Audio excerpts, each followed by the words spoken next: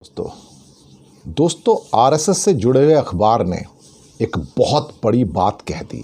फिर से अटैक किया बीजेपी के ऊपर कि एनसीपी को तोड़ने की ज़रूरत क्या थी, अजीत पवार से जुड़ने की ज़रूरत क्या थी, उसे उप मुख्यमंत्री बनाने की ज़रूरत क्या थी, उसकी पार्टी से हाथ मिलाने की ज़रूरत क्या थी। ना अजीत पवार की एनसीपी से गठबंधन होता, ना बीजेपी महाराष्ट्र में हारती। क्या क्या बात कहे गए हैं भाई, क्या क्या बात है। आरएसएस से जुड़े हुए एक साप्ताहिक अखबार हैं, वहाँ पर बीजेपी को इस सारे के सारे डिबेकल के लिए, इस सारे के सारे जो उनकी हार हुई है बड़ी महाराष्ट्र में, उसके लिए जिम्मेदार ठहराया गया। और शरद पवार की एनसीपी के अंदर जो क्या कहते हैं कि पूरा का पूरा जो तोड़ा गया है, उसको इसके लिए जिम्मेदार दिखाया गया कि ना केवल उसके बाद ये लोग हारे जिनको तोड़ा गया, उनको तो जीत गए जिनको जहाँ से तोड़ा गया, लेकिन बीजेपी खुद भी वहाँ पर हारी। ये हो क्या रहा है, ये इस किस्म के न्यूज़पेपर में जो आरएसएस से रिलेटेड हैं वो ये खबरें क्यों छाप रहे हैं बार बार, कहीं पे निगाहें कहीं पे निशाना।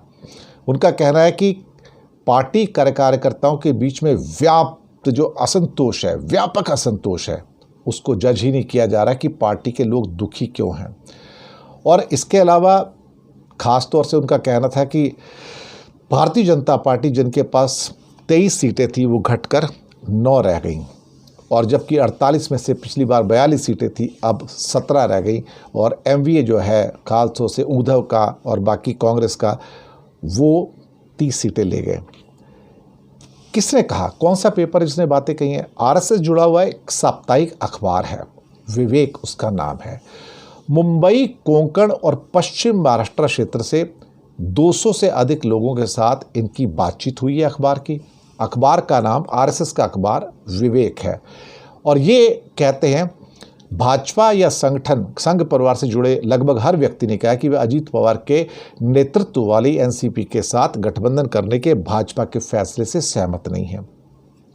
200 से अधिक उद्योगपतियों, व्यापारियों, चिकित्सकों, प्रोफेसर और शिक्षकों की राय जानी। इन सब ने माना कि बीजेपी और एनसीपी गठबंधन को लेकर कार्यकर्ताओं में बहुत ज़्यादा असंतोष था और उसको समझा नहीं गया। अब ये जो विवेक नाम का न्यूज़पेपर है, आरएसएस सपोर्टर जो है, और मुझे इसका नाम नहीं पता था पहले, अभी मुझे पहली बार पता लगा एक्चुअली जब इस मैं प्रेजेंटेशन कर रहा हूँ आपका, कि शिवसेना के साथ तो बीजेपी के गठबंधन को हमेशा स्वाभाविक माना गया।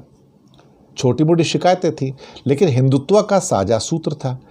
लेकिन क्या ज़रूरत थी कि एकनाथ शिंदे की बगावत स्वीकार कर ली? ये बगावत उद्धव सरकार के गिरने का कारण बनी, और बाद में देखा जाए तो उद्धव को सफलता मिलती है और एकनाथ शिंदे फेल हो जाते हैं चुनावों के अंदर भी। और फिर एनसीपी को तोड़ दिया। इसकी ज़रूरत क्या थी?